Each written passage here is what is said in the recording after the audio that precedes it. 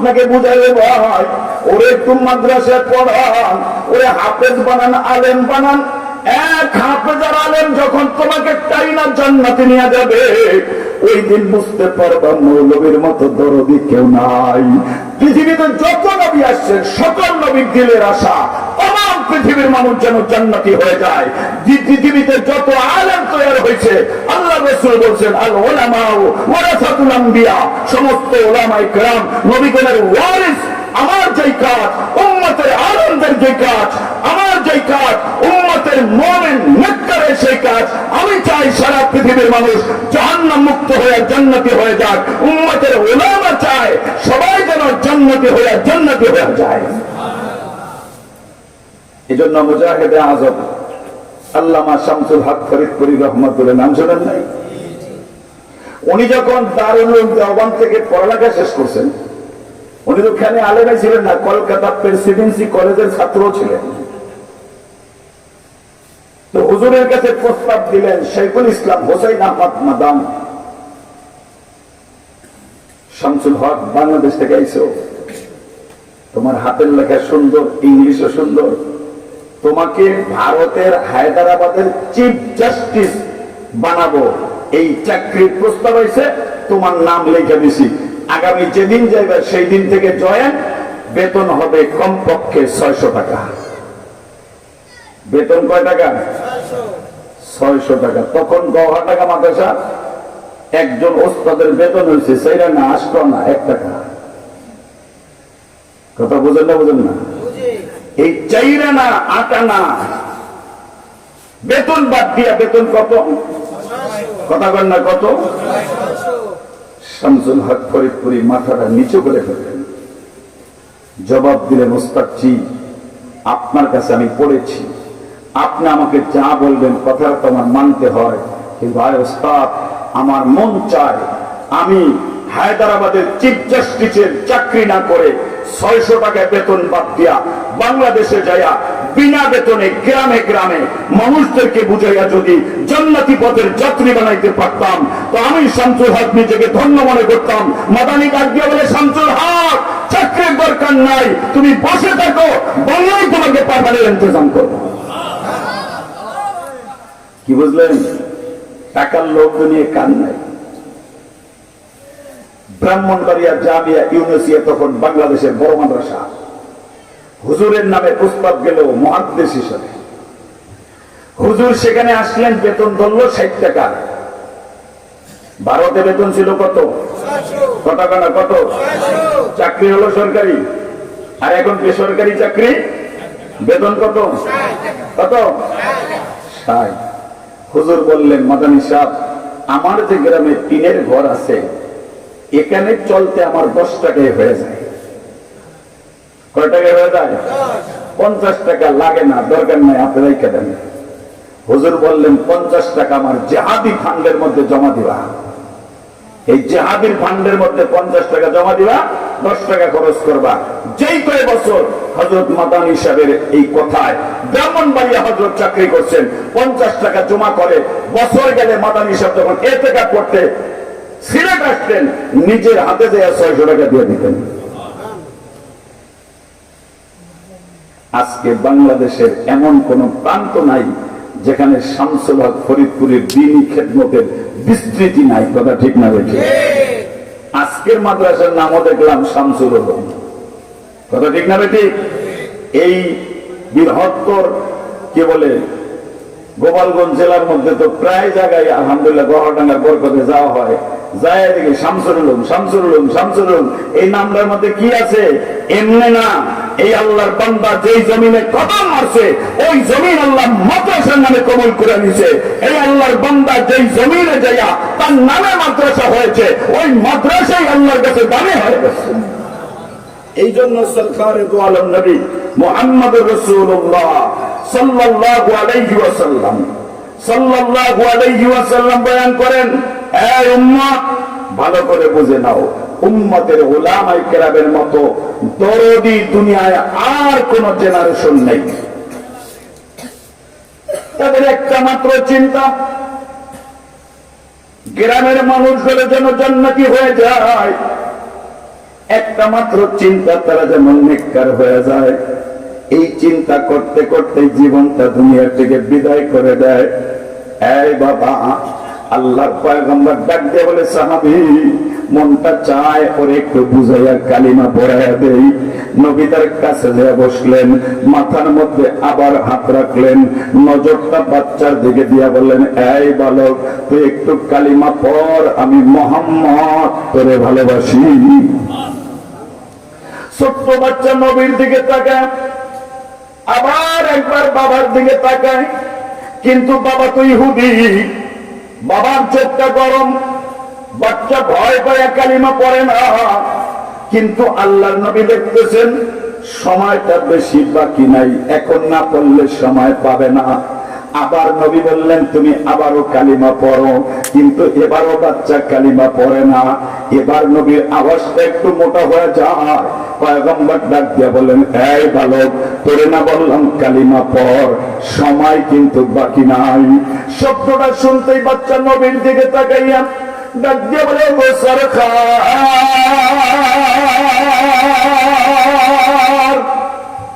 ও পয়গম্বর আমার, আপনি সাদিকুল মাসদুক, আপনি কোনদিন মিথ্যা বলেন না। আমি বুঝা ফেলাইছি অবস্থাটা ভালো না। বাবার ডাক দিয়ে বলে, বাবা অনুমতি দাও, আমি কালিমা করতে চাই। বাবা বলে, তোমার যা মন চায় তা করো। বাচ্চা নবীর দিকে তাকায় কালিমা শুরু করে দিলেন, মুহাম্মাদুর রাসূলুল্লাহ। এই শব্দ যখন বলা শেষ, আল্লাহর নবী বললেন, সাহাবীরা এই যে আজরাইল জানটা কবজ করে চলে গেল, আমার বালকটা পাক হয়ে গেছে, ও জান্নাতি, কোনো সন্দেহ নাই।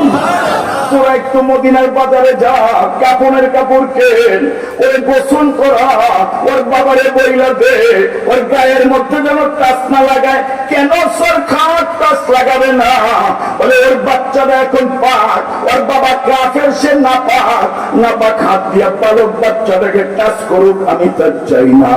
একটু বুঝাইয়া বইলা দে, মদিনায় ঘোষণা লাগাও, ওর জানা যাবে না পড়াই আমি মুহাম্মদ বাড়ি যাইতে চাই না। আল্লাহু আকবার বলবেন না? আল্লাহু আকবার।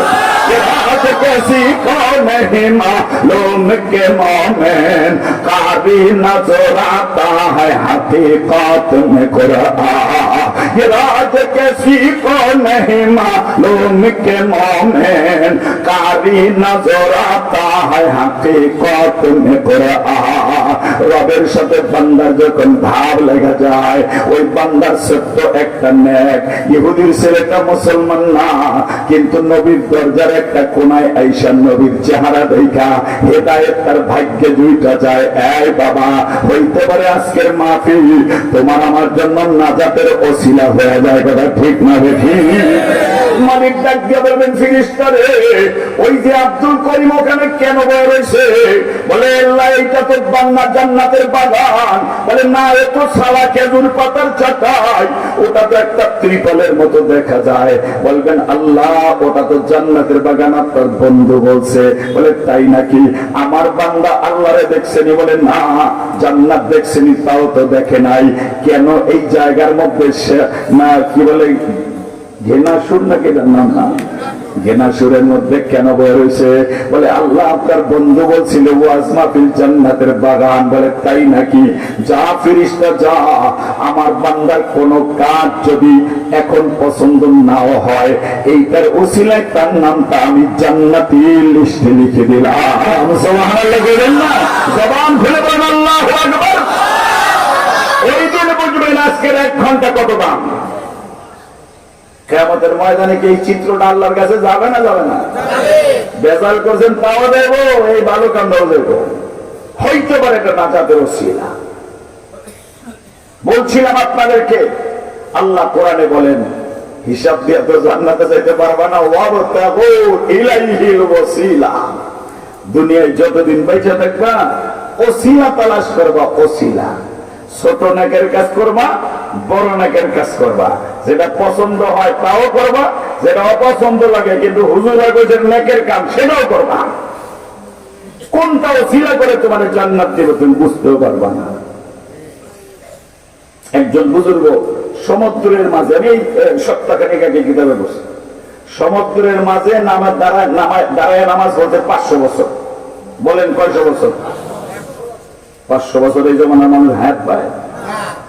তো 500 বছর যদি সে নামাজ পড়ে, তো বালে গইতে আর সময় লাগছে না? আমি তো 23 বছর 63 বছর বাঁচি, চাই যদি 15 বছরে বালে গয়, এই লোকটা বালে গইতে সময় লাগছে না?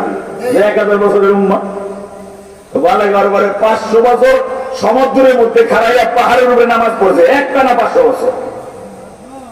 আল্লাহ রাসূল সাল্লাল্লাহু আলাইহি ওয়াসাল্লাম জিজ্ঞেস করতেছেন,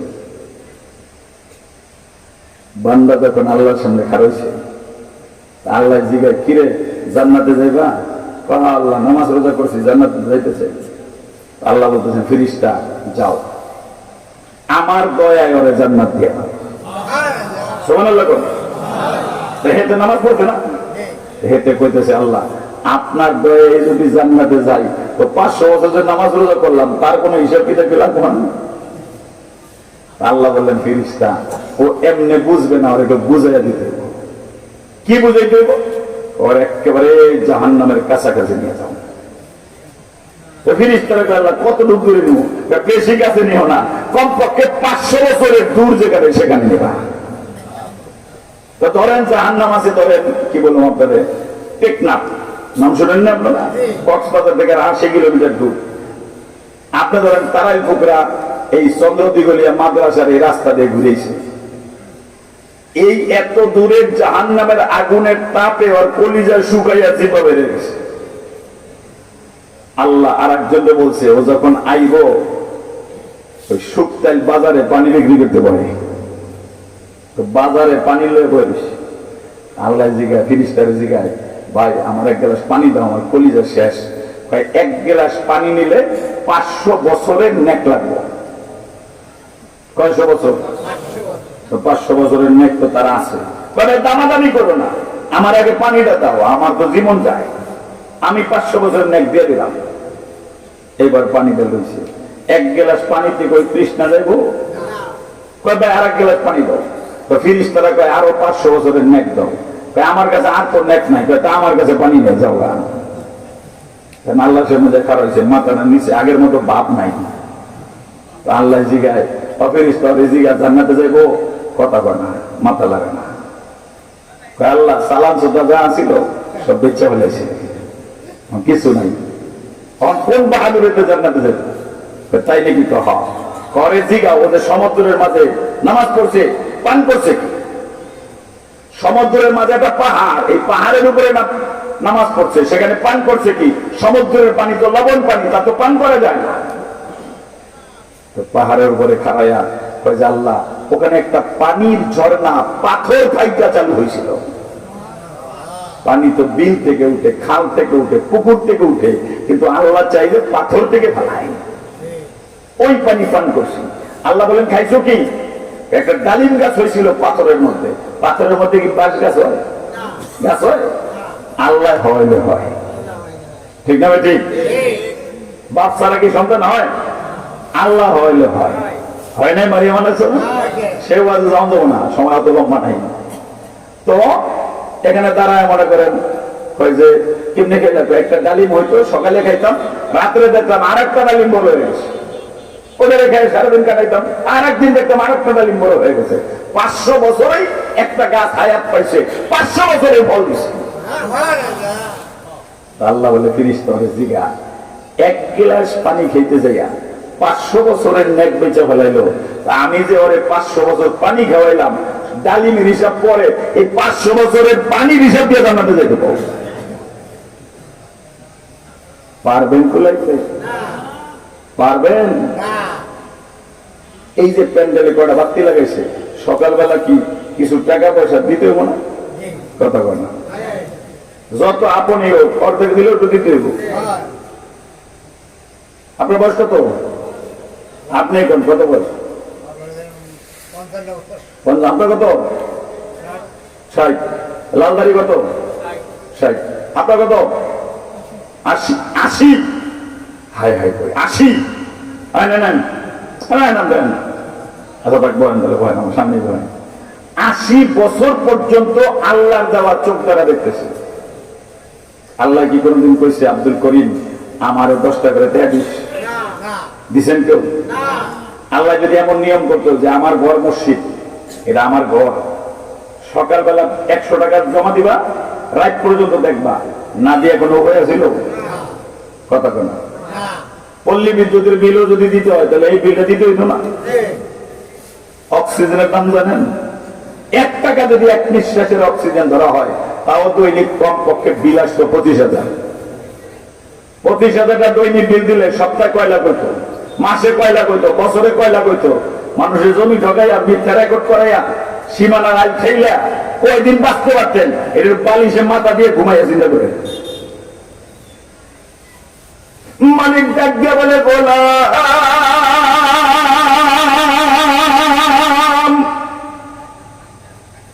তোরে আমি দুনিয়ার মধ্যে বানাইয়া যেই জিনিসটা তোর সবচেয়ে বেশি দরকার ওটাকে ফিরে দিয়া দিলাম। নিঃশ্বাসের কোনো বিল নাই, চোখের কোনো বিল নাই, 80 বছর আমার দেওয়া হাঁটু দিয়া চললি, জীবনে একটু আলকাতরা লাগাস নাই, তেল মালিশ করস নাই। আমি আল্লাহ এখনো পর্যন্ত টর্চ লাইট ছাড়া হাঁটার ব্যবস্থা করলাম। এই বান্দা, একটাবার কি চিন্তা করস না তোর আল্লাহ তোরে চালাইতেছে? তুই কি দেখোস না সপ্তাহ গেলে দাড়ি কাটোস, দাড়িটা লম্বা হয়ে যায়, চুল কাটোস, চুলটা লম্বা হয়ে যায়। আমি ডাক দিয়ে বললাম, ভুরু রে, আর বড় হইস না, আমার বান্দার কষ্ট হবে। এই পর্যন্ত 80 বছরে একদিন ভুরু কাটন লাগে নাই, কিন্তু ভুরুর চুলটা কোনোদিন বড় হয় না। এটা আমার অর্ডার। মানে এই বান্দা, তোরে যেইভাবে বানাইলে সুন্দর হয় ওইভাবে বানাইয়া দুনিয়া ছেড়া দিলাম। আমার নেয়ামত ভোগ করবি, আর মাঝে মাঝে আমাকে আল্লাহ বলে একবার ডাক দিবি, কপালটা মাটির মধ্যে লাগাইবি। এটা তোর নাজাতের ওসিলা হয়ে যায়। যুবক বন্ধু, বৃদ্ধ বাবা কেমনে বুঝাইব রে? আল্লাহ পয়গম্বর মসজিদে নববীতে বসা, নবীর একজন সাহাবী আসছেন, ওগো সরকার, আপনার সাথে একটা জরুরি কথা বলতে চাই। নবী বললেন, কি বলতে চাও, আমাকে একটু বলো। বলে, ওগো নবী আমার, একটু শুনবেন, কি কথা? কিয়ামতটা কবে হবে আমাকে একটু দিন তারিখটা বলে দেন। কিয়ামতের দিন তারিখ জানতে মাতা চাই, আর রাসূলুল্লাহ, ও নবী কিয়ামত কবে? আল্লাহ রাসূল বলেন, কিয়ামতের জন্য কি প্রস্তুতি নিছো আমার একটু বলবা? নবী, আমার কোন প্রস্তুতি নাই, কিন্তু একটা প্রস্তুতি আছে। ইন্নী উহিব্বুল্লাহ ওয়া রাসূলহু। ও আল্লাহর পয়গম্বর, আমি আল্লাহকে মহব্বত করি, আপনার ভালোবাসা আমার অন্তরে আছে। আমার নবীর মহব্বতের নাম ঈমান। যার অন্তরের মধ্যে নবীর মহব্বতের জোয়ার লেগে যায়, এই মহব্বতটা তার জন্য নাজাতের ওসিলা হয়ে যায়। কথা ঠিক না বেঠিক? যেই অন্তরে নবীর মহব্বতের ভাব লাগে, ওই অন্তরটা আল্লাহ জাহান্নামে জ্বালায় না। কথা ঠিক না বেঠিক? 2 মিনিট একটা ঘটনা শুনলে বুঝতে পারবেন। ওই যে একজন বুড়ি নবীর ভয়ে পালাইয়া পাহাড়ে যাইতেছিল, নাম শোনেন না আপনারা? কেউ শোনে নাই? শোনেন না? রাসূলুল্লাহ পাহাড়ের নিচে যা জিগায়, বুড়ি মা কই যাইতেছো? হায় রে যুবক, 6 মাইল হাইটে এলাম, কেউ তো আমারে যে এলো না, কই যাইতেছো? তুমি যখন জিগাইলা তো তোমারে বলি, শোনো, ওই যে আব্দুল্লাহর বলা মোহাম্মদ আছে না? রাসূল তো আছে তো। কি হয়েছে মা? তার কোন যন্ত্রণায় আর দেশে থাকুন জানা। রাসূল যখন বদনাম করতেছে, তো মাথাটা নিচে করে ফেলেছে। মা, আব্দুল্লাহ বলা মোহাম্মদ কি কইতেছে? আব্দুল্লাহর ছেলে। মা, পন্ডিত,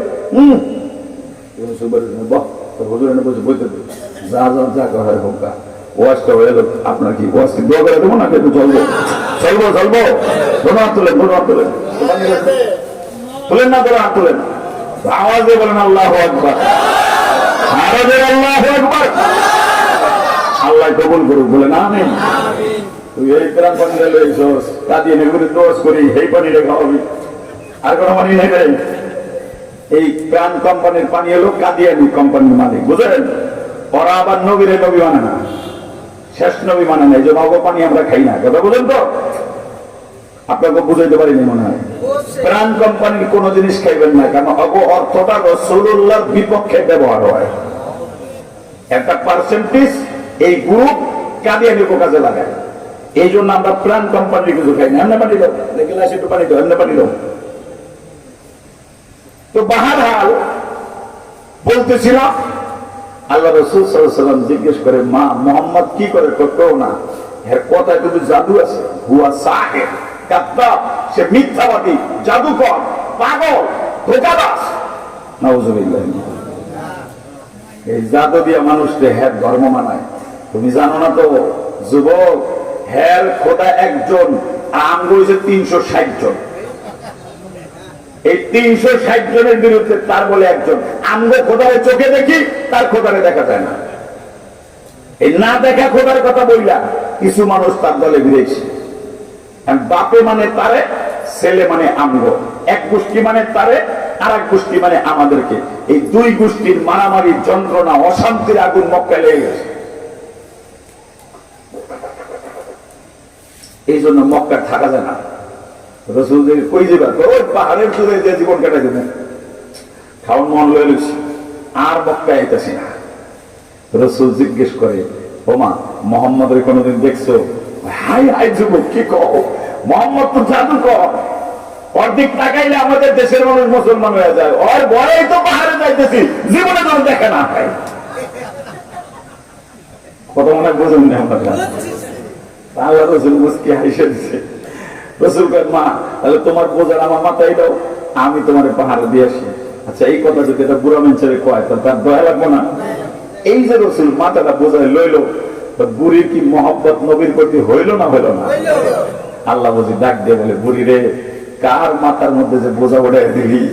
আমার বন্ধুরে যদি কেউ মহব্বত করে, ও গাছ হইলে তো আমি জাহান্নামে চালাই না। তুই তো মানুষ। পাহাড়ের চূড়ার মধ্যে নবী চলতেছেন, আর বুড়ি মহব্বতের দোলায় ভাবতেছে, মক্কার মধ্যে এমন যুবক বুঝি নাই রে। পাহাড়ের চূড়ার মধ্যে যাইয়া মাত্র দাঁড়াইলেন, আল্লাহর পয়গম্বর জিজ্ঞেস করলেন বোঝাটা নামাইয়া, ওয়া রায়ুকা ইয়া জুজা, ও বুড়িমা একটাবার বলো মুহাম্মদ সম্পর্কে মন্তব্যটা কি? বুড়ি বলে, যুবক রে, দেখতে তো তোরে বেরেনি মনে হয়, পাহাড়ে উঠতেই তো বললাম ও একটা পাগল, জাদুকর, মিথ্যাবাদী, ধোঁকাবাজ। নাউজুবিল্লাহ। এক্ষুনি তুমি ভুলে গেলা সরকারে দো আলম নবী ডাক দিয়ে বলে, বুড়িমা মুহাম্মদ রে তো কোন দেখোস নাই, এই যুবকটারে দেখে রাখ, কাজে লাগতে পারে। এতক্ষণ পর্যন্ত বুড়ি যাকে নিয়ে স্বপ্নে দুনিয়া লালন করছে, ওই যুবকটা যখন দেখতে বলছে, বুড়ি এবার মহব্বতে আমার পয়গম্বরের দিকে যখন তাকায়, আর চোখটা বন্ধ করতে পারে না, চোখে পলক নাই, তাকায় রইছে। নবী জিজ্ঞেস করলেন, বুড়িমা কি তাকায় দেখতেছো? বলে, এরে যুবক, মক্কার জমিনের মধ্যে কত নাগর দেখলাম, প্রান্তই বয়স পর্যন্ত তোর মতো সুন্দর যুবক দেখি নাই রে। তোরে দেখতেই বড় মন চায়, তোরে দেখতেই বড় ভালো লাগে রে, কিন্তু তুই তো সুন্দর মানুষ, এই পাহাড়ের মধ্যে আমার মধ্যে তো থাকবি না, তুই একটু কতক্ষণ তারা, আমি তোরে দেখা রাখি। আল্লাহর পয়গম্বর বললেন, বুড়িমা তোমারে জিজ্ঞেস করি, যেই যুবকটার তুমি দেখলা সে কি মিথ্যা বলতে পারেনি? বুড়ি বলে, যুবক রে, তোর চেহারাটা সাক্ষী দেয় তুই কোনোদিন মিথ্যা বলতে পারিস না। পয়গম্বর বললেন, বুড়িমা তাহলে শুই না লও, মুহাম্মদ পাগল না, মুহাম্মদ জাদুকর না, মুহাম্মদ মিথ্যাবাদী না, মুহাম্মদ ধোঁকাবাজ না, আবু জেহেল তোমারে ভুল বুঝাইছে। ও মা, আমি যদি বলি আমি এই হইলাম সেই মুহাম্মদ, বদরে মা ইসলাম সম্পর্কে সিদ্ধান্ত কি নিবা? বুড়ি বলে, যুবক রে, কলিজায় আগুন লেগে গেছে, হাত বাড়াইয়া দিলাম, আমার কালিমা পড়ে মুসলমান বানা, দেরি করিস না। আল্লাহু আকবার। तुझ पे तो आलम की बना है, कौनाइन में हर जाते भी तारीफ फना है, तू शाह रसूल खत्म नबूवत का नगीना, उल्फत तेरे तस्कीन जिगर दिल की जला है, तू मादन एहसान करम मंबर शफकत, माशर की शतायत में तू रहमत की घटा है, इस्लाम का सब जा तेरे आमद से हरा है, हर शिरक खराफत का दिल तुझ पे खफा है, तू बेकास कमजोर का ना मोस सहारा, आलम पे तेरा लुत्फ करम आम रहा है, तू मर के जई मावयती हादिए दाराइन, मर्जी में तेरे रब पे तो आलम की रजा है, हर रोज से पाता है मुझे शौक ज़ियारत, जब मंजर पर कैफे मदीना की फिजा है, हो ख्वाब में रुखसर और कतीदार, बेचैन जिगर दीद को बेताब निगाह है। पैगंबर के डाक দিয়ে বলে ওগো पैगंबर, হযরত মাওলানা আব্দুল জলিল কাউকাব কক্সবাজার বাড়ির নামপুরের ওস্তাদ, ওনার বাড়িতে মাহফিলে আমি গিয়েছি, উনি বয়ান করেন আল্লাহর পয়গম্বর গো, আপনার রওজা না দেখায়া কবরে যাইতে চাই না। ও যুবক বন্ধু বৃদ্ধ বাবা, তোমাদেরকে জিজ্ঞেস করতে চাই, নবীর রওজা দেখতে মন চায় না চায় না? নবীর রওজা কারা কারা দেখতে চাও? দুই হাত তুলে আল্লাহু আকবার, আর আওয়াজ দিয়ে বলো আল্লাহু আকবার, আর একটু জোরে বলো আল্লাহু আকবার। কেন তুমি নবীর রওজায় যাইবা?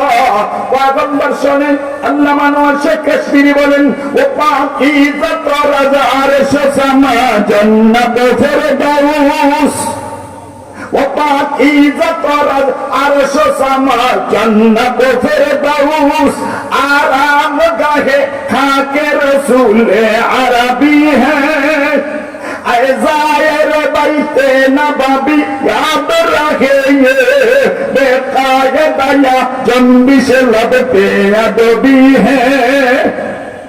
নবীর রওজার মাটির দাম বয়ান করতেছে।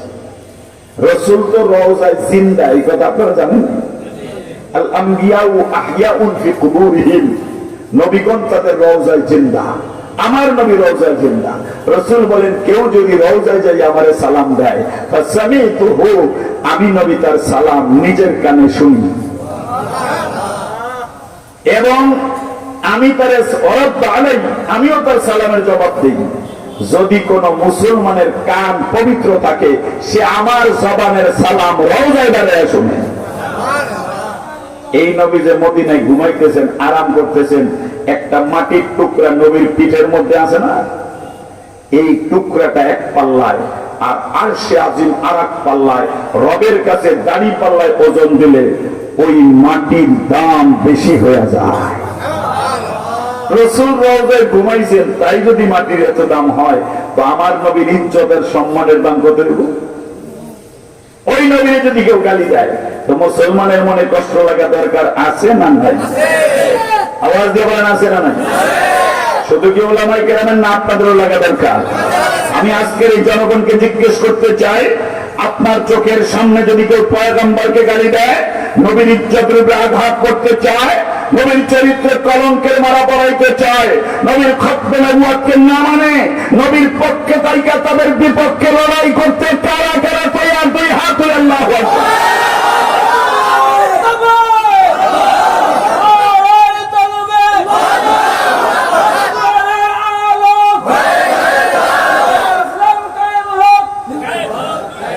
যুবক বন্ধু বৃদ্ধ বাপ, আগামী 15ই নভেম্বর, বলেন কত নভেম্বর?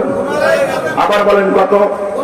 15ই নভেম্বর ঐতিহাসিক সোহরাওয়ার্দী উদ্যানে কাদিয়ানীদেরকে অমুসলিম ঘোষণার দাবিতে মহাসমাবেশ।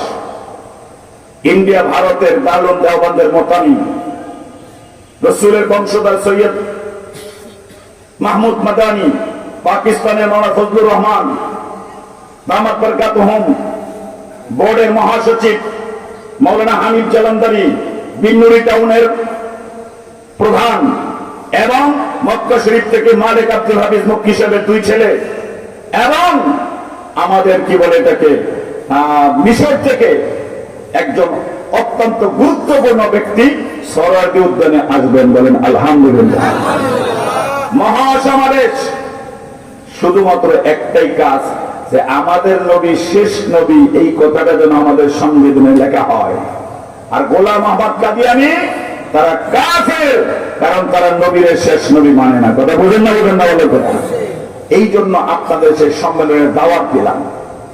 আমার আলোচনা সেদিকে নয়, আমি এই দাওয়াতটা দিয়েই আমি আমার মূল আলোচনার দিকে চলে যেতে চাই।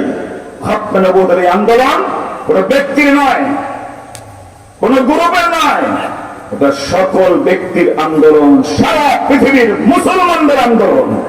ওয়াইসি ভুক্ত সকল দেশে একটাই মাত্র আওয়াজ যে কাদিয়ানীরা কাফের লিখে দেয়।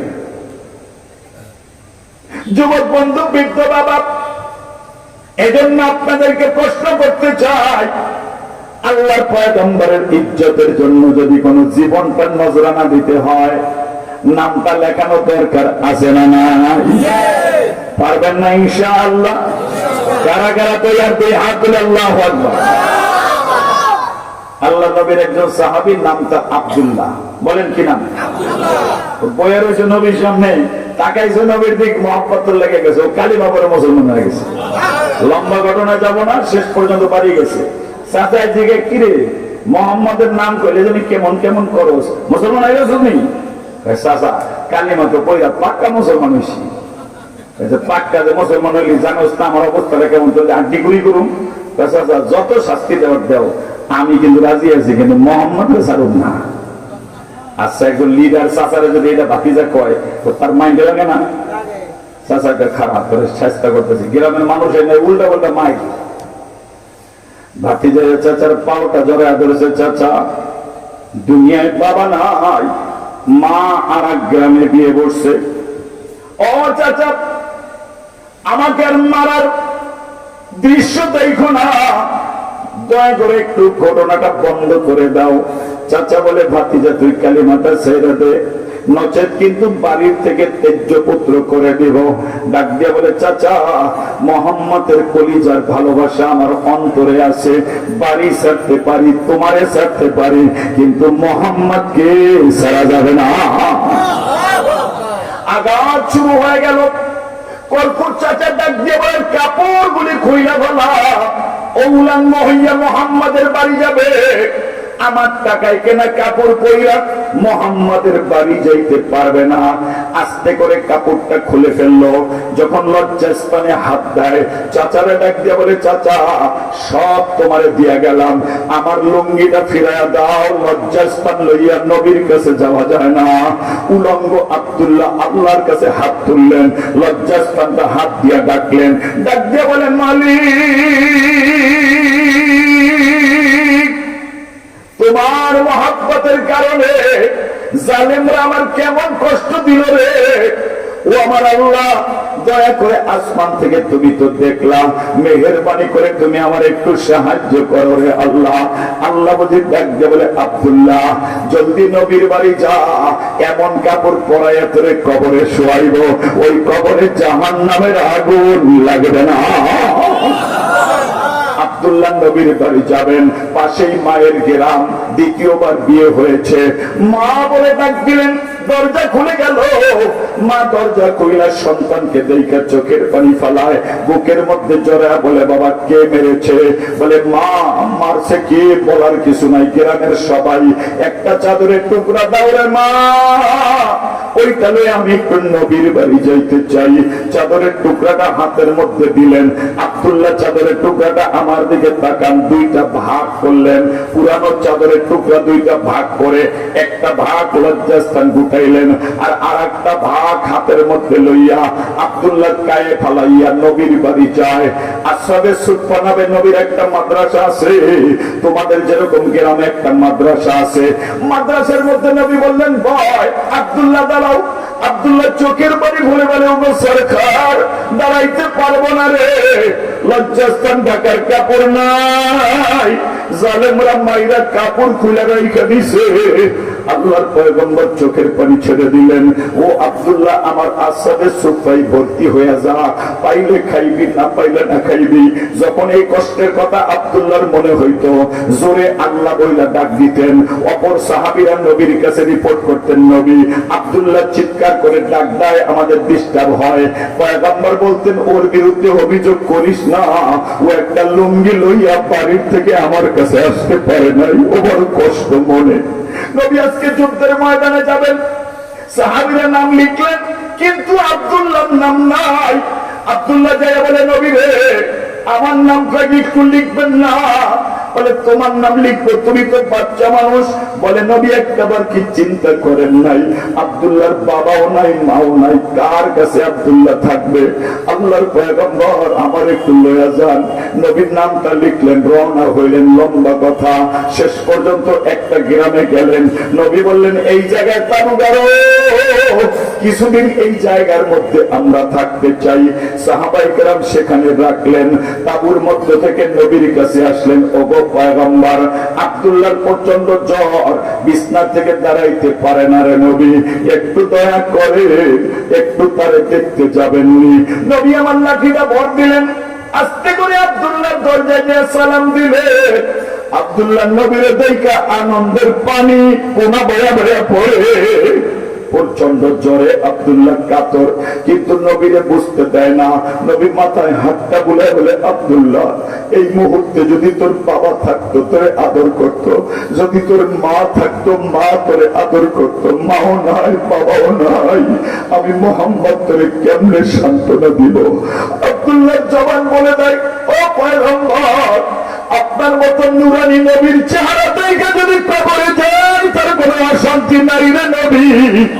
আল্লাহর পয়গম্বর দেখতে দেখতে আব্দুল্লাহ দুনিয়া ছেড়ে চলে গেলেন। হযরতের নবী ডাক দিয়ে বললেন, ওমর আব্দুল্লাহ গোসল করাও, কবর খনন করো, কাফন পরাও, এখানেই জানাজা হবে, কবর খনন করো, এখানেই দাফন হবে। হযরতে ওমর গোসল চাইদা নবীর দরজায় আসে।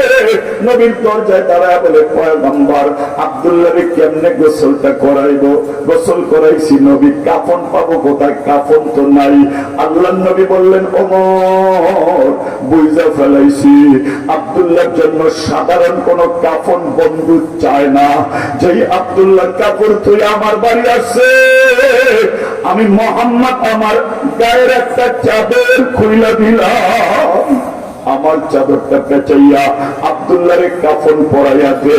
আল বন্ধু দেখো আব্দুল্লাহ আমার কত ভালোবাসার। কাফন হয়ে গেল। ওমর ডাক দিয়ে বলেন, পয়গম্বর আব্দুল্লাহর কাফন হয়ে গেছে, জানাজার নামাজের অনুমতি দেন, একজন জানাজা পড়ায় দেখ। নবী বললেন, ওমর তুমি কি জানো না যে যার আপন সেই তো তার জানাজা পড়ায়? আব্দুল্লাহ তো আমার আপন, তোমরা কেউ জানাজায় দাঁড়াইও না, আমি এই আব্দুল্লাহর জানাজায় দাঁড়াইতে চাই। আল্লাহর পয়গম্বর জানাজায় দাঁড়াইলেন। জানাজা শেষ হয়ে গেল। সাহাবায়ে কেরাম আশ্চর্য হয়ে গেলেন। যখন কবরে রাখবেন, হযরতে আব্দুল্লাহ ইবনে মাসউদ রাদিয়াল্লাহু তাআলা কবরের এক প্রান্তে নামলেন, আর এক প্রান্তে ওমরে ফারুক নামলেন। লাশটা যখন কবরে রাখে, নবীর চোখের পানি পড়ে। নবী বলে, ওমর আব্দুল্লাহর লাশটা জমিনে আসতে রাখি, যেন কষ্ট না হয়। লাশটা যখন দাফন হয়ে যায়, পয়গম্বর ডাক দেয়, বন্ধুরে আব্দুল্লাহ দুনিয়ায় কেউ নাই, উলঙ্গ হয়ে আমার বাড়ি আসছিল, আমি মুহাম্মদের চাদর পরা কবরে আমানত রাখলাম। ও বন্ধু আমার, ফেরেশতাদেরকে বইলা দিয়ে যেন আব্দুল্লাহর সাথে বেয়াদবি হয়ে না যায়। নবীর এই ক্রন্দন দেখা ও বাবা জলিলুল কদর সাহাবী হযরতে আব্দুল্লাহ ইবনে মাসউদ বলতেছিলেন, সাহাবীরা এই কবরটার মধ্যে আব্দুল্লাহ না ঘুমায়া যদি আমি ঘুমাইতে পারতাম তাহলে আমার জীবনটা ধন্য হয়ে যাইত। ও বাবা, এটা পয়গম্বরের মহব্বত। তুমি বলবা আমিও তো নবীর মহব্বত করতে চাই, যদি আজকে নবী থাকতো আমিও তো নবীর মহব্বত করতাম। আল্লাহর পয়গম্বর ১৫০০ বছর আগে বলে গেছেন, মান আহাব্বা সুন্নতি ফাকাদ আহাব্বানি ওয়া মান আহাব্বানি কানা মাই ফিল জান্নাহ। যে আমার সুন্নাত মহব্বত করলা ওই উম্মত আমারে মহব্বত করলা। যার দাড়িটা লম্বা সে আমারে মহব্বত করলা, যার টুপিটা আছে সে আমারে মহব্বত করলা, যে আলেম মহব্বত করলা সে আমারে মহব্বত করলা, যে মাদ্রাসা মহব্বত করলা আমারে মহব্বত করলা। ওমান আহাব্বানি কানা মাই ফিল জান্নাহ। যে আমারে মহব্বত করলা আমি মুহাম্মাদুর রাসূল বললাম, আমার সাথে জান্নাতে যাইবা। আল্লাহু আকবার, আমার সাথে জান্নাতে যাইবা। যে আমার মহব্বত মহব্বত রাখো, আমার সাথে জান্নাত। শর্ত হলো আমার সুন্নাত মহব্বত করা। এই সুন্নাত কি স্কুল কলেজে শিখায় না আপনাকে শামসুল উলুম মাদ্রাসা শিখায়? আহা, যুবক বন্ধু কেমনে বুঝাইব? এই পৃথিবীতে একটা মাদ্রাসা আছে দারুল উলুম দেওবন্দ, ভারতে, নাম শুনেন না তোরা? দেওবন্দের এই ঘটনা তারে আল্লামা কারি তৈয়ব স্যার তার কিতাবে লিখছেন। দেওবন্দের একজন বুজুর্গ মধ্যবয়সী নামাজি লোক স্বপ্নে দেখে মুহাম্মদুর রাসূলুল্লাহ সাল্লাল্লাহু আলাইহি সাল্লাম তারে দেখার জন্য চন্দ্র দিগলিয়া মাদ্রাসার কাছে বসে। তো খবর দিয়েছে একজন, শুনছনি কি হয়েছে? দিগলিয়া তো হুজুর বয়ে রয়েছে তোমার অপেক্ষায়। একা না, আবু বকর আছে, ওমর আছে, ওসমান আছে, আলী আছে। আচ্ছা, খবরটা শুনলে আপনাকে কেমন লাগবে? ওদের দৌড় মারছে, দেওবন্দের স্টেশন দিয়ে যখন যায় তখন থেকে বানিয়ে তারলুম দেওবন্দ আল্লামা কাসেম নানতরি রহমাতুল্লাহ লাঠিটা ভর দিয়া ওই দিকেই দেখেছে, কিন্তু ওনার গতিটা স্লো। হাতে ডান দিক দিয়া লাঠিটা হাতে, মাথাটা নিচে। যাই জিজ্ঞেস করে মৌলভী কাসেম, ও মৌলভী কাসেম, তুমিও কি নবীর জিয়ারতে লেগে যাইতেছো? হ্যাঁ, আমিও তো নবীরে দেখতে যাইতেছি। কত আস্তে হাইতো না, নবীরে পাইবা না, আমি গেলাম, তুমি জলদি আসো। এত বড় দৌড় দিয়ে আগে গেছে। যায় দেখেন আবু বকর সিদ্দিকও আছে, সুবহানাল্লাহ বলেন, ওমর ফারুকও আছে, হযরতে ওসমান আছেন, হযরতে আলী আছেন। এই কত খুশি! ও নবী বলে বসে একটা বসো, আরো খুশি। মনে মনে কয় কাসেম চেহারা ছিল একটা, আমি তো পাই গেলাম, তুমি যাইবা খারায় থাকবা। এত বড় আলেম আইতেছো, কিন্তু জায়গা তো পাইলে না। চুপচাপ করিস। ভাবতে ভাবতে তাকায় দেখে আল্লাহ কাসেম না তুমি আসতেছে। কাসেম রে দেখাই নবী মুস্কি হাইসে দিছে, ডাক দিয়া বললে মৌলভী কাসেম দের কেন কিয়া? এই মৌলভী কাসেম দেরি কেন করলা, একটু আমাকে বলো। কাসেম নানতবী বললেন, পয়গম্বর আপনার সুন্নাত মতো রাস্তার ডান দিকে হাঁটলাম, মাথাটা নিচে রাখলাম, নজরটা নিচে রাখলাম, আস্তে আস্তে হাইটা আপনার কাছে আসলাম, এই জন্য দেরি হয়ে গেছে। আল্লাহ রাসূল বলেন, কাসেম রে আয় আয়, আমার কাছে আয়, তুই আমার কোলের মধ্যে বসে যা। কাসেম নানতবী স্বপ্নের মধ্যে নবীর কোলের মধ্যে বয়ে গেলেন। যে বুড়াটা আগে আসছিল চেয়ারে বসে, ও নবীরা প্রশ্ন করে বলাইল, ও নবী আমার, একটু বেয়াদবি নিবেন না। কাসেম আইলো পরে, জায়গা পাইলো আপনার কোলে, আর আমি আইলাম আগে, জায়গা পাইলাম দূরের চেয়ারে। কারণটা কি? আল্লাহর পয়গম্বর সাল্লাল্লাহু আলাইহি সাল্লাম জবাব দেয়, এই বাবা, তুমি আইছো আবেগ লইয়া, আর আমার কাসেম আইছে সুন্নাত লইয়া।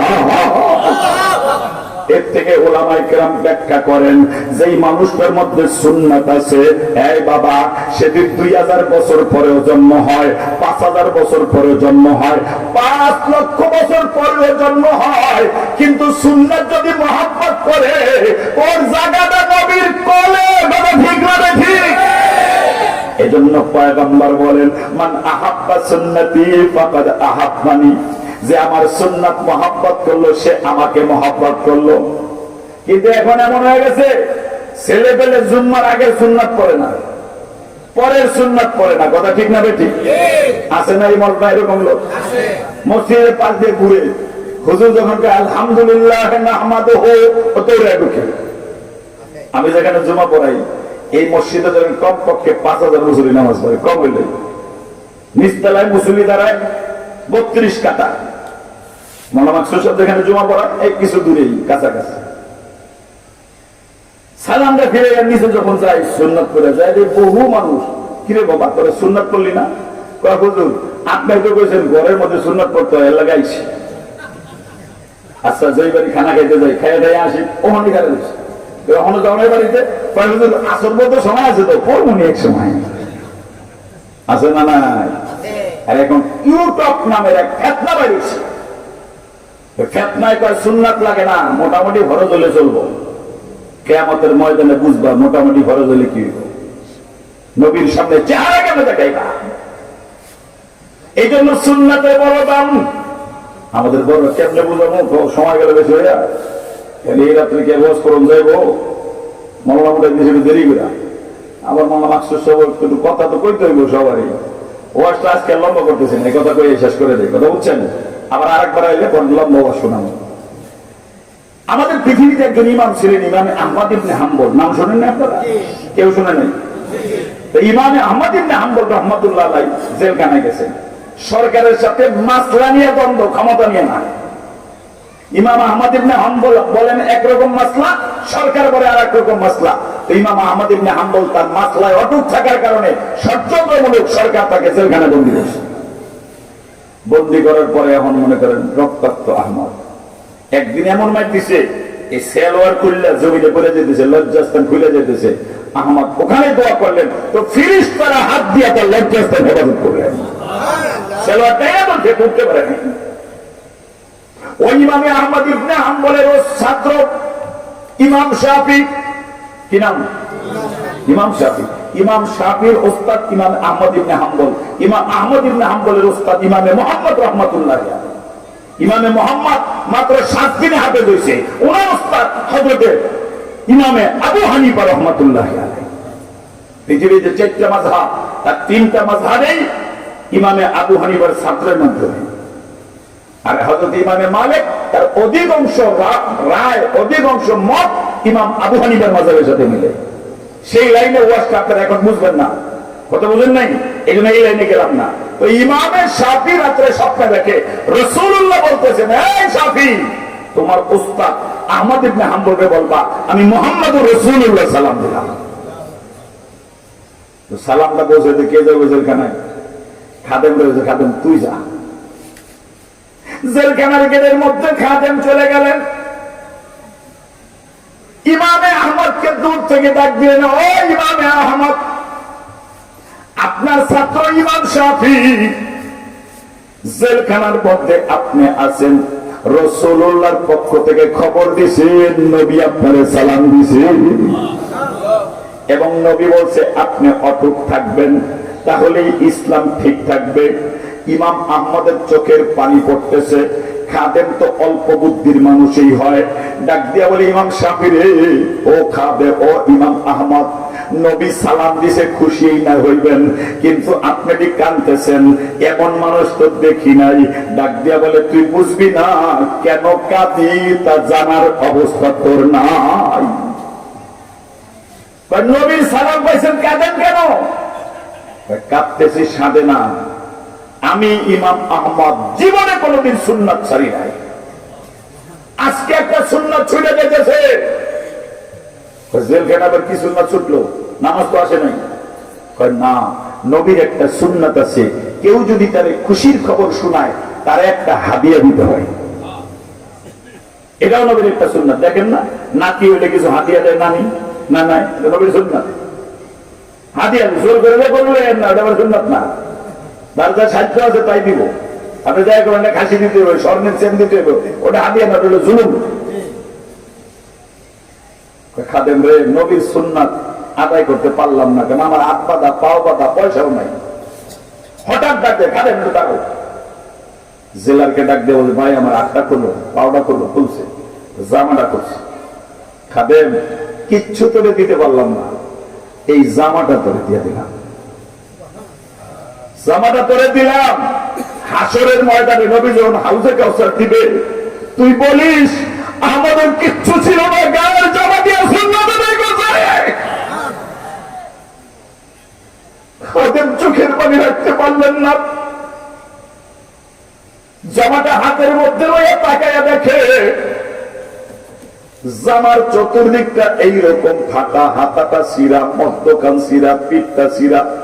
আমার দিকে তাকান, সব দিক জামাটা সিরা। খাদেম জিজ্ঞেস করে, ওস্তাদ দি জামা তো পুরা সিরা, কারণ কি? বুঝবা না, সকালবেলা জালেম সরকার 70টা বেতের বাড়ি আমার পিঠের মধ্যে লাগায়, আমি বুড়া মানুষ, সহ্য করতে পারি না। আমার জামা ভাইটা যায়, গোষ্ঠীর মধ্যে দাগ লেগে যায়, কিন্তু আমার তো সুন্নাত আদায়ের কিচ্ছু নাই, এই জন্য তোরে জামাটা দিয়ে দিলাম। অল্প বুদ্ধির খাদেম ডাক দেয়, ওস্তাদজি এই জামাটা তো আপনি আমাকে দিলেন, আগামীকাল তো রুটিন অনুযায়ী আপনাকে আঘাত করবে, পিঠে যখন বাড়ি মারবে জামা তো থাকবে না, চামড়া কাইটা যাবে, জামাটা আমারে দিয়েন না। ইমামে আহমদ জবাব দেখা দেন রে, নবীর সুন্নাত আদায় করতে যাইয়া যদি পিঠের চামড়া কাইটা গোশতের মধ্যে দাগ লাগা হাড্ডি ফাইটা যায়, আমি সুন্নাত ছাড়ব না, চলে যাব। বাড়ির মধ্যে আসছেন ইমাম শাফি, বললেন খাদেম আমার ওস্তাদ পরে কি হাদিয়া দিছে? আশ্চর্য, খাদেম বলে ওস্তাদ জি, জেলখানার বন্দী মানুষ কি হাদিয়া দিতে পারে? বলে এই খাদেম তুই তো জানোস না, আমি আমার ওস্তাদের কাছে পড়ছি, জীবনে কোনোদিন সুন্নাত ছাড়তে দেখি নাই, জীবনে কোনোদিন সুন্নাত ছুটে নাই, আজও করে কিছু দিছে, লুকাইস না।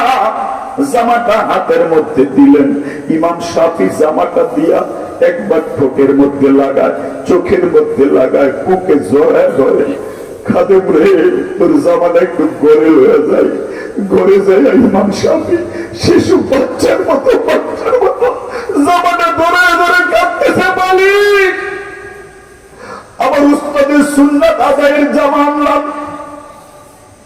কিছুক্ষণ পরে জামাটা ভিজাইলেন, বোতলের মধ্যে 2 বোতল পানি নিলেন, জামাটা খাদেম রে ফিরে দিলেন। খাদেম জামাটা তোরে ওস্তাদ দিছে, তোরেই দিয়া দিলাম। খাদেম বলে ওস্তাদ জামা নিলেন শুকনা, দেখি ভিজা। বলে বুঝতে পারবি না, এই ভিজা জামা 2 বোতল পানি ঘরে রাখলাম, শাফি যখন মারা যাবে এই সুন্নাত আদায়ের জামার পানি দিয়ে আমারে গোসল করাবে, যেন না যেতে রসিলা।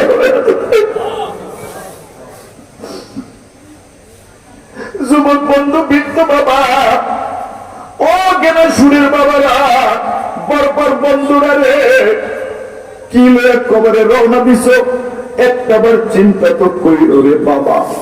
আল্লাহর নবী সাল্লাল্লাহু আলাইহি সাল্লাম দুনিয়ার থেকে বিদায় হয়ে যাবেন, নবীর আর মাত্র 2-3 দিন বাকি আছে। নবী বললেন, নবীর চাচাতো ভাই ডাক দিয়ে বললেন, ও বাবা একটু যাও, নামটা আমি এই মুহূর্তে ভুলে গেলাম, যাও মদিনার সবাইরা ডাকো। নবী ডাকতেছে, সবাইরা আইনা এক জায়গায় বসাইলেন। নবী ডাক দিয়ে বলে, সাহাবীরা এই মদিনায় 10টা বছর তোদের লাগে থাকছি, এইটা আমার বাড়ি না, এইটা আমার ঘর না, আমার বাড়ি মক্কায়, কিন্তু মক্কায় জালেমরা আমার থাকতে দেয় নাই, তোদের দেশে তোদের মহব্বত, তোদের ভালোবাসা লই এই তো মদিনায় কাটাইলাম রে। এই সাহাবীরা কত লেনদেন তোদের লাগে হইছে, একটু তোরা বল আমার পর কোন দাবি আছে কিনা। সাহাবীদের মধ্যে কেউ কথা বলে না।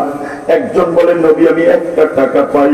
নবী বললেন, ভাই হযরত আব্দুল্লাহ ইবনে আব্বাস রাদিয়াল্লাহু তাআলা এর ছেলে ডাক দিয়ে বললেন, ভাই তুমি এই টাকাটা পরিশোধ করে দিও, 2টা টাকা পরিশোধ করার মাল মুহাম্মাদের ঘরে নাই।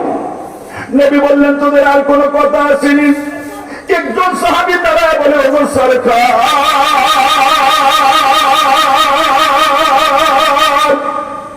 যুদ্ধের ময়দানে গেছিলাম, আমার পিঠের মধ্যে আপনি বাড়ি মারছিলেন, সেই দিন কোন উত্তর দেই নাই, আজকে যখন বারবার বলতেছেন আমার দাবিটা ছাড়াইতে চাই। নবী বললেন, আলী ঘরে যাও, ফাতেমারে বলো ওই লাঠিটা বুঝি আমার দরজায় এখনো জ্বলতেছে। নবী দাঁড়াইতে পারেন না। ফাতেমা জিজ্ঞেস করে, স্বামী গো লাঠি দিয়ে কি করবেন? বলে, একজন সাহাবীরে নবী অল্প বয়সে বাড়ি মারছিল, ওই বাড়ি মাইরা নবীর প্রতিশোধ নেওয়ার জন্য মজমায় দাঁড়ায় গেছে।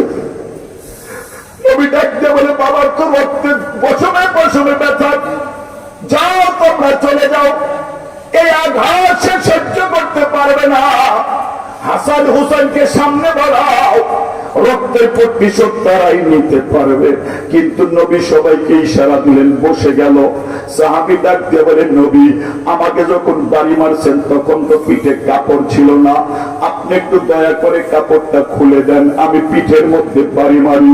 নবী যখন চাদর খুলে দিছে, সাহাবী যাইয়া নবীর পিঠটা আল্লাহ আকবার বলে নবী 3 দিন আগে বললেন আপনি দুনিয়ায় থাকবেন না, আমি বাড়ি যায় ঘুমাইতে পারি না, কোনো আমল নাই, কি লয়া বন্ধুর কাছে দাঁড়াইব, সুযোগ যখন পাইলাম রে আপনার পিঠের সাথে বুকটা লাগাইয়া ঘষা দিয়া রাখলাম। বন্ধু যদি জিজ্ঞেস করে আমি বলবো আমার কোনো আমল নাই, কিন্তু এই বুকটা নবীর পিঠের সাথে লাগছে। ও নবী, জীবন বড় আশা ছিল আপনার মহরা নবুয়তের মধ্যে একটা চুমা দিব, সুযোগ আমি কোনোদিন পাই নাই। আজকে আপনার মহরা নবুয়তের মধ্যে ঠোঁটটা লাগাইছিলেন নবী। বন্ধু যদি আগুনে জ্বালাইতে চায় আমি বলবো আল্লাহ এই ঠোঁটটা তো আপনার বন্ধুর পিঠের মোহরের লগে লাগছে, আপনি জাহান্নামে জ্বালাইয়েন না, হইতে পারে এইটা তার নাজাতের ওসিলা হয়ে যাবে। এই বাবা, সাহাবী ওসিলা তালাশ করতেন, সাহাবী। আর তুমি আমি কি? বদরের যুদ্ধ চলতেছে, বুখারী রাখে, ছোট্ট সাহাবী খালি লাফায়, নবী লাঠি দিয়ে গুতা মারছে। এই সাহাবী, আস্তে চলতে পারো না, সোজা হইতে পারো না, এত রেজাল করো কেন? সাবেক কারাগার নবী লাঠি দিয়ে আমার গুতা মারলেন, পেটে ধরে দবাইলাম। আল্লাহ নবী বললেন, সাহাবী রে, এই যে লাঠিটা তোর হাতে দিলাম, যতটুক জোরে তোরে গুতা মারছিলাম অতটুক জোরে গুতা মার, কিয়ামতের ময়দানে আল্লাহর আদালতে বিচার দিস না। ছোট্ট সাহাবী যাইয়া নবীরে জড়ায় ধরছে।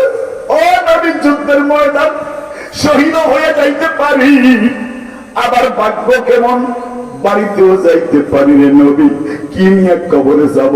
আপনার পেটের সাথে পেটটা লাগাইলাম যেন আমার নাজাতের ওসিলা হয়ে যায়।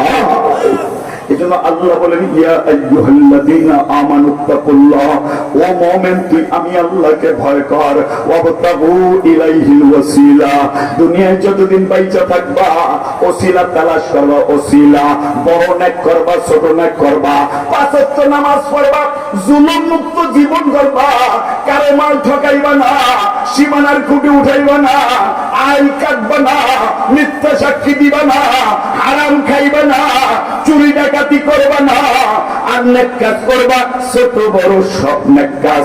মাদ্রাসার ছাত্র বাড়িতে গেছে, 1 গ্লাস লেবুর শরবত পান করাইবা, হইতে পারে আল্লাহ তোমারে হাউজে কাউসার পান করাইবে। কথা ঠিক না রে? ঠিক।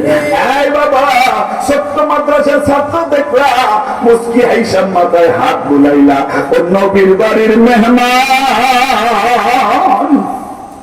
তুমি যখন হাত বুলাইলা, বাচ্চা যদি এতিম হয়, আল্লাহর নবী বলেন ওর আমল নামায় আমার আল্লাহ যত চুল হাতের নিচে পড়ছে অত সওয়াব আল্লাহ দিয়া দেয়। এই যুবক বন্ধু, বৃদ্ধ বাবা, শুধু মাদ্রাসায় পড়লে পড়াইলেই সওয়াব হয় না, এখান থেকে ভ্যানে যাইবা চন্দ্র দিগলিয়া, কয়েকটা স্পিড ব্রেকার আছে, সামনে বসলে একটু আরাম হয়, পিছনে বসলে কষ্ট হয়, ঝাঁকি লাগে। বুড়া বাবা পিছনে বসছে, তুমি সামনে, বাবার একটু একরামের নিয়ত করা, সামনে বৈশা, পিছনে বৈশা দিগলিয়া গেলা। ও বাবা, তোমার দিগলিয়া যাওয়া হয় আমল নামায় আল্লাহ নাজাতের ওসিলা লাগাইয়া দেয়। কথা ঠিক না রে? ঠিক। এই যুবক বন্ধু, বৃদ্ধ বাবা, পানির মধ্যে খানা খাইতে বসছো, হাড্ডিগুলো পানির মধ্যে ফালাইও না, মাছের কানাগুলো রাস্তায় ফালাইও না, প্লেটে রেখা বাজারের কোনায় রাখবা। দেখবা 10টা পিঁপড়া কামড় দিয়া আরেক গর্তে লইয়া যায়। যত পিঁপড়া কামড় দেয় তোমার আমল নামায় অত সওয়াব আমার আল্লাহ দিয়া দেয়। যত হাড্ডি কুকুরে খায়, যত বিড়াল তোর হাড্ডি খায়, ও মা তোর নাজাতের ওসিলা হয়ে যায়।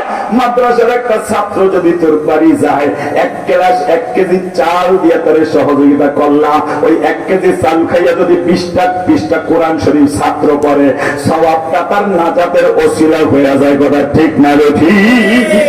এজন্য মালিক বলেন, তোমরা ওসিলা তালাশ করবা, ছোট নেক করবা, বড় নেক করবা, কোনটার কারণে নাজাত পাইবা কেউ জানে না।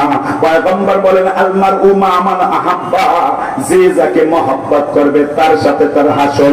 এই সাহাবী, মনে আছে না নাই? তুই যদি আমারে মহব্বত করস, আমার সাথে তোর জান্নাত। ও বাবা, তুমি যদি মাদ্রাসার উস্তাদ মহব্বত করো, এই আলেমের সাথে তোর হাসর। তুই যদি গাঞ্জা করে মহব্বত করো, গাঞ্জা করের সাথে হাসর। তুমি যদি নামাজি মহব্বত করো, নামাজির সাথে হাসর। তুমি যদি পাকবার মহব্বত করো, পাকবারের সাথে হাসর। তুমি যদি ইয়াবার ব্যবসায়ী মহব্বত করো, ইয়াবার ব্যবসায়ীর সাথে তোর হাসর। সিদ্ধান্ত নিবা কার সাথে বন্ধুত্ব করবা? শরীয়ত বলবে ওই মানুষের সাথে বন্ধুত্ব করে যে জান্নাতে গেলে তোমার তাই না জান্নাতে নিবে। কথা ঠিক না রে? ঠিক।